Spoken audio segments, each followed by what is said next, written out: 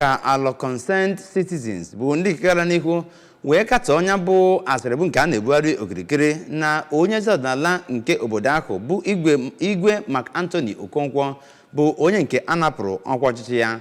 Nya bụ otu gara n'ihu wee katọọ nya bụ asịrị bụ nke a na-ebugharị okirikiri maka Igwe nke obodo ahụ ma bụrụ n'okwu nke ha gwara ndị nta akụkọ na Godwin Ezenwo International Press Center bụ nke dị n'Awka. Onye nta akụkọ anyị bụ Chibuzor Obidike ga-ewetara gị akụkọ a n'uso. Ya bụ otu onye kwuru okwu site na onye isi ha bụ Reverend Innocent Udochukwu kwuru na ya bụ akụkọ a na-ebugharị bụ asị. Ha kwukwere na ọ bụ ihe ọtụtụ ndị mmadụ ji eme ka enwe mkpasasị n'obodo. O kwuru na Igwe Okonkwo bụ naanị onye bụ igwe nke Alor ama ama ka ọ dị ugbu a. A dọziri ndị ahụ aka na ntị bụ ndị na-ebugharị akụkọ asị ka ha gbaa mbọ kwụsị ya n'ihi na ọ na-eweta mkpasa n'obodo.